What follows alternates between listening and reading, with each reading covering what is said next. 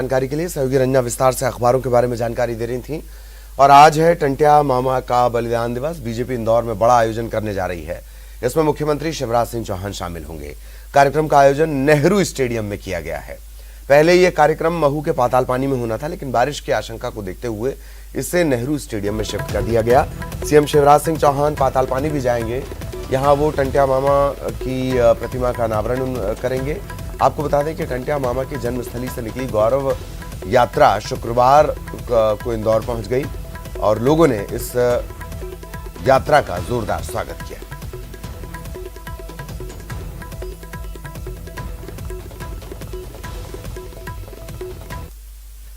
और आज बलिदान दिवस के मौके पर सीएम शिवराज सबसे पहले महू के पाताल पानी जाएंगे, टंट्या मामा भील की प्रतिमा का अनावरण करेंगे और वहां आयोजित श्रद्धांजलि सभा में शामिल होंगे। इसके बाद सीएम इंदौर के नेहरू स्टेडियम पहुंचेंगे। यहां बलिदान दिवस पर आयोजित कार्यक्रम में शामिल होंगे, लोगों को संबोधित करेंगे। इस मौके पर मध्य प्रदेश के राज्यपाल मंगू भाई पटेल भी मौजूद रहेंगे।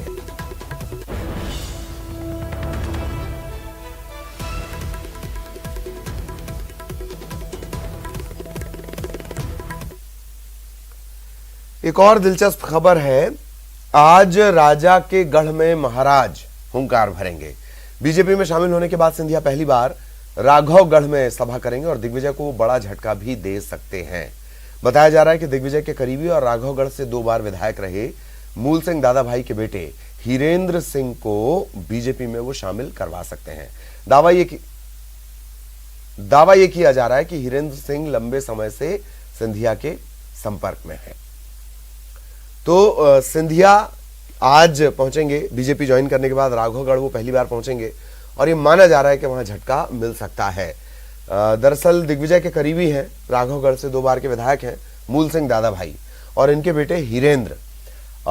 ये माना जा रहा है कि वो कमल थाम सकते हैं, क्योंकि हीरेंद्र सिंह लंबे समय से ज्योतिरादित्य सिंधिया के संपर्क में हैं।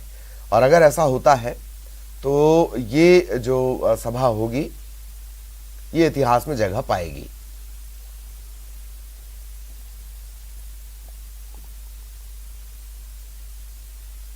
मैंने तो 1 साल पहले मन बना लिया था।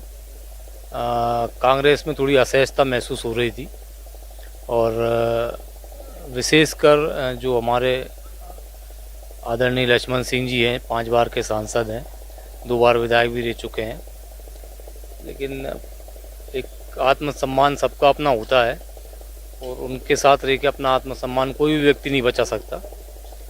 अब उनके परिवार में तो मैं हस्तक्षेप नहीं कर सकता, लेकिन लक्ष्मण सिंह शायद उस पूरे परिवार को ही ख़त्म कर देंगे, तो मैंने अपना वहाँ से निकलना ही ठीक समझा।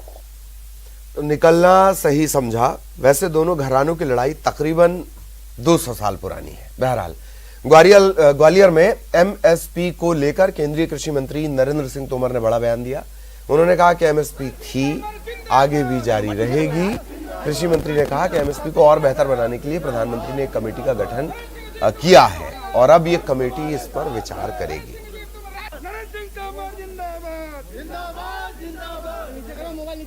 एमएसपी जारी थी, आने वाले कल में भी जारी रहेगी। प्रधानमंत्री जी ने एमएसपी पर विचार करने के लिए और प्रभावी बनाने के लिए, पारदर्शी बनाने के लिए कमेटी बना दी है। वो कमेटी आगे विचार करेगी। प्रदेश में खाद को लेकर किसानों के प्रदर्शन और खाद संकट की खबरों पर कृषि मंत्री कमल पटेल ने सफाई दी। हरदा में मंत्री कमल पटेल ने कहा कि प्रदेश में खाद का कोई संकट नहीं है। जी, प्रदेश में खाद का कोई संकट नहीं है। क्या ये वैसी ही बात है कि अगर हमको कोरोना से बचना है तो टंट्या भील का तावीज हम पहन लें? केंद्र से पर्याप्त यूरिया मिल रहा है, केंद्र से मांग करने पर और यूरिया की रैक भेजी जाएगी, ये भी कह रहे हैं मंत्री।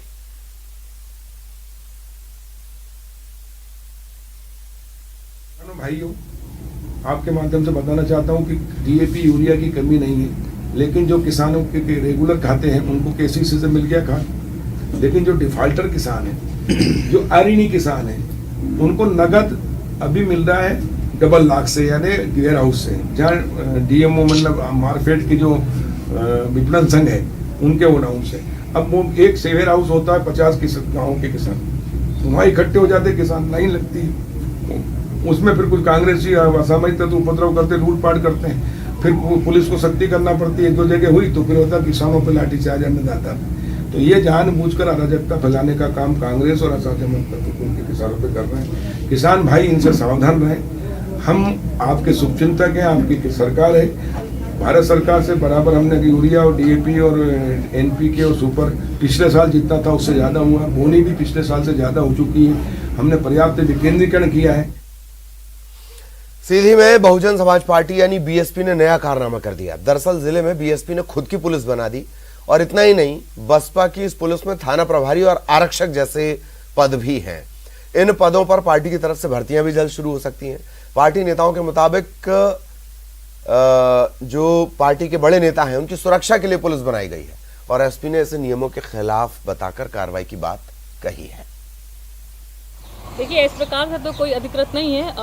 तत्संबंध मेरे द्वारा भी परिचर्चा की गई। उनको स्पष्ट शब्दों में इनके जो है उस समझा दिया गया है कि आप इसके पास इस प्रकार से कोई अधिकार पत्र हो तो आप प्रदर्शित करिए, अन्यथा इसको क्या होगा कि इस प्रकार की वेशभूषा का धारण न करें और यदि ऐसा पाया जाएगा तो निश्चित रूप से वैधानिक कार्रवाई भी की जाएगी। और यहां रुकेंगे एक ब्रेक के लिए।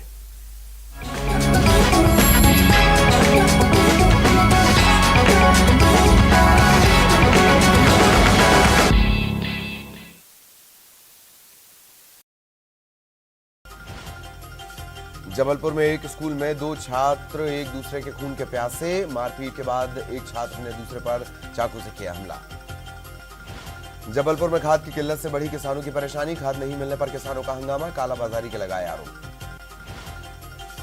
विदिशा में किसानों का चक्का जाम। धान का उचित मूल्य नहीं मिलने से नाराज। जाम के दौरान फंसी एम्बुलेंस।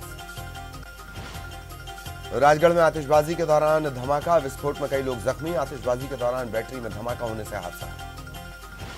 ग्वालियर में भाई ने सगे भाई और बहन को मारी गोली। मकान के हिस्से को लेकर हुआ विवाद। गोली मारकर आरोपी फरार। क्राइम ब्रांच की टीम ने ठगी के 3 आरोपियों को किया गिरफ्तार। दिल्ली के दिलशाद गार्डन से किया गिरफ्तार। 150 से ज्यादा लोगों को बनाया शिकार। छत्तीसगढ़ में चिटफंड कंपनी पर लगातार कस रहा शिकंजा। बीएन गोल्ड चिटफंड कंपनी का डायरेक्टर अनिल शर्मा बिलासपुर से गिरफ्तार। दुर्ग में नाबालिगों से चोरी कराने वाले गिरोह पर कसा शिकंजा। 5 सदस्य गिरफ्तार। कोरबा के कटघोरा में एटीएम पर चोरों का धावा। पैसे निकालने की कोशिश। वारदात सीसीटीवी में कैद। जशपुर में रिटायर्ड हेडमास्टर के खाते से 5,70,000 का गबन। परिजनों ने धोखे से चेक साइन करवाने का लगाया आरोप। आरोपी मनोज गुप्ता पर मामला दर्ज। कांकेर में अस्पताल परिसर में घुसकर डॉक्टर के साथ मारपीट। नाराज डॉक्टर्स ने निकाली रैली।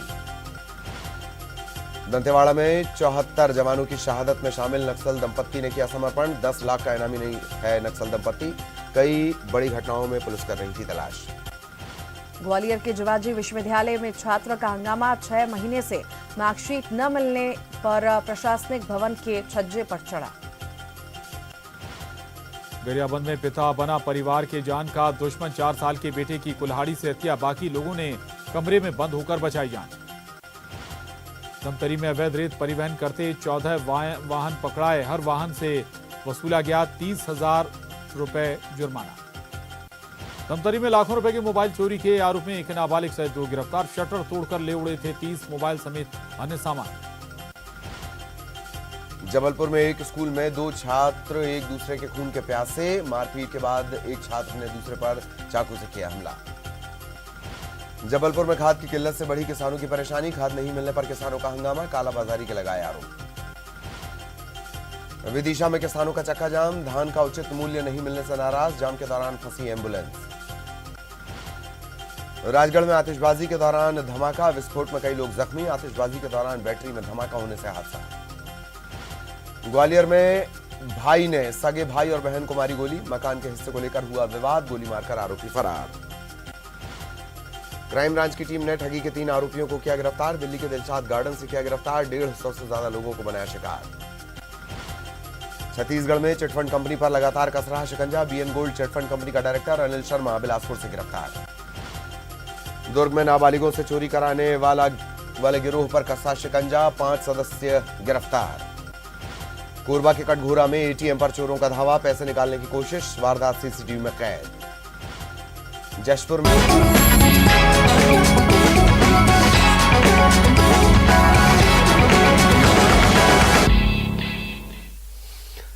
ब्रेक के बाद बात तो भोपाल की। यहाँ नगर निगम कर्मचारी नगर निगम कर्मचारी पर कुछ लोगों ने हमला कर दिया, उसके साथ जमकर मारपीट की। किसी तरह इस कर्मचारी ने एक वार्ड ऑफिस में घुसकर अपनी जान बचाई। बताया जा रहा है कि निगम का कर्मचारी पानी का बिल लेने के लिए पंपापुर इलाके में गया था। कुछ लोगों ने उससे पहले पानी का बिल छीना, इसके बाद उसके साथ जमकर मारपीट की गई।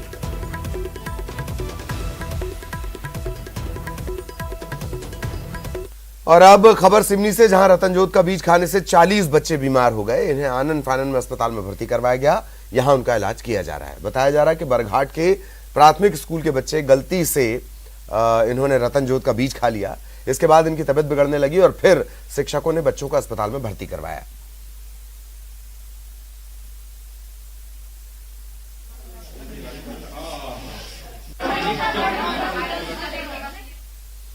और अब बात बैतूल की, जहां तेज रफ्तार बस बेकाबू होकर एक बारात में घुस गई। एक की मौत हो गई, वहीं कई बाराती घायल हो गए। घायलों में 2 की हालत गंभीर है, जिन्हें जिला अस्पताल में भर्ती करवाया गया है।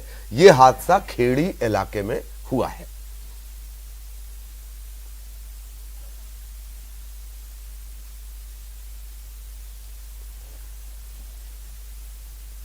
जबलपुर में पुलिस के हाथ बड़ी कामयाबी लगी है। यहां पुलिस ने शादी का झांसा देकर ठगी करने वाले बंटी बबली को गिरफ्तार किया है। पुलिस के मुताबिक लोगों को चूना लगाने के लिए दोनों कभी पिता पुत्री कभी भाई बहन बन जाते थे, लेकिन हकीकत में दोनों पति पत्नी हैं।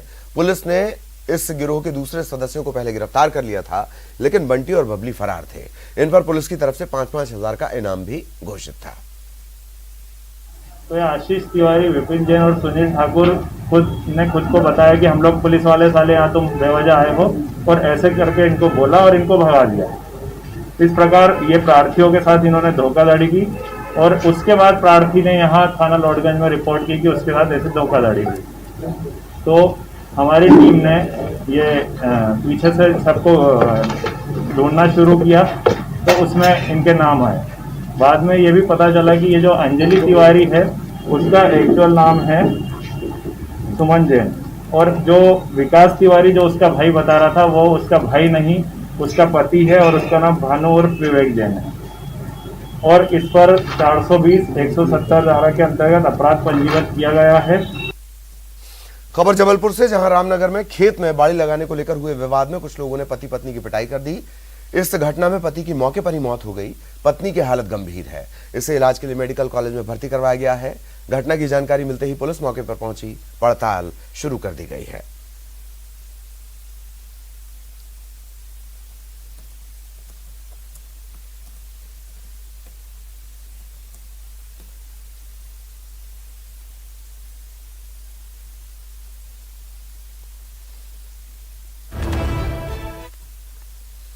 और भोपाल से बड़ी खबर आपको बता दें, बड़ा अपडेट भी आपको बता दें, आईएएस सर्विस मीट स्थगित हो गई है।